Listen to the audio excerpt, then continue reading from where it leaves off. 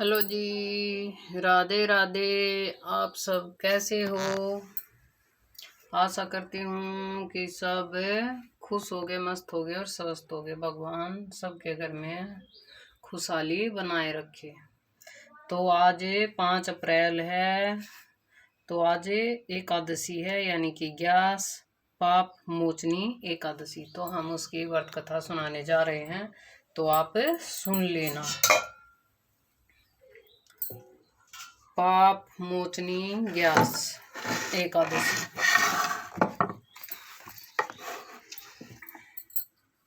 धर्मराज युधिष्ठिर बोले, हे भगवान, मैंने फाल्गुन माह की शुक्ल पक्ष की एकादशी का महत्व सुना। अब आप चैत्र माह के कृष्ण पक्ष की एकादशी के बारे में बतलाइए।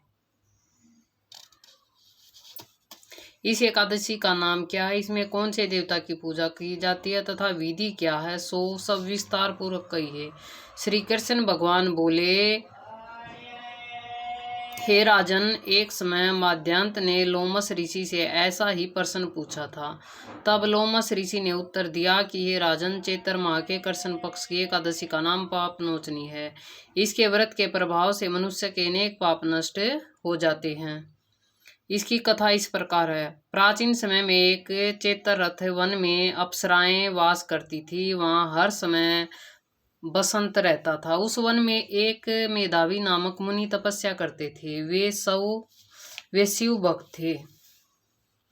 एक दिन मंजू घोष नामक एक अप्सरा उनको मोहित करने के लिए सितार बजाकर मधुर मधुर गाने गाने लगी। उस समय शिव के शत्रु कामदेव भी शिव भक्त मेधावी मुनि को जीतने के लिए तैयार हुए। कामदेव ने उस सुंदर अप्सरा के भ्रू को धनुष बनाया, कटाक्ष को उसकी डोरी बना ली, उसके नेत्रों को उसके संकेत बनाए और कूचों को कुरी बनाया। उस मंजू घोष अप्सरा को सेनापति बनाया। इस तरह कामदेव अपने शत्रु भक्त को जीतने को तैयार हुआ।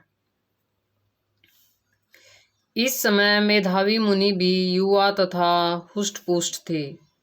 उन्होंने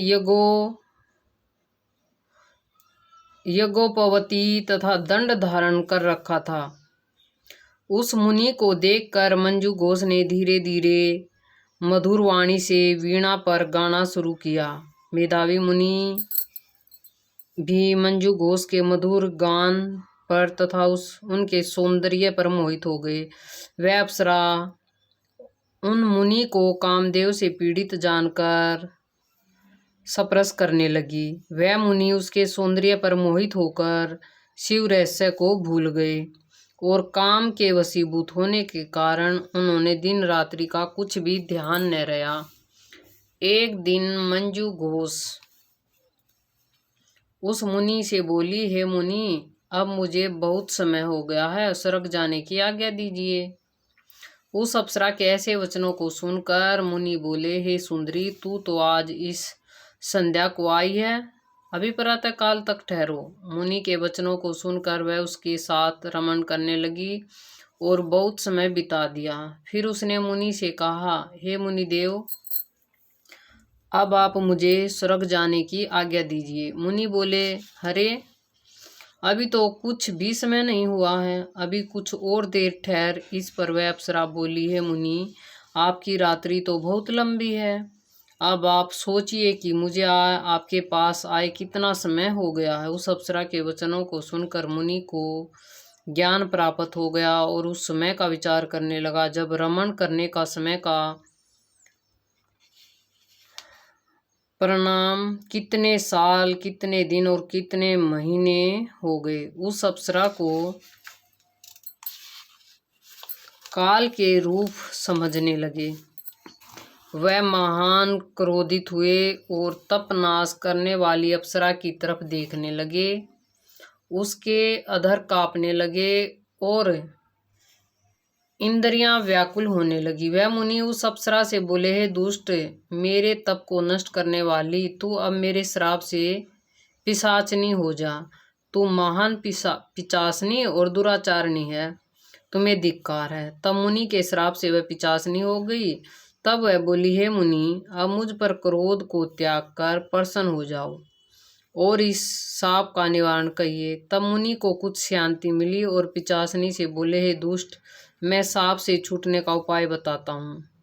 चैत्र माह के कृष्ण पक्ष की जो एकादशी का नाम पाप मोचनी है, उस एकादशी का व्रत करने से तेरी पिशाचनी की देह छूट जाएगी।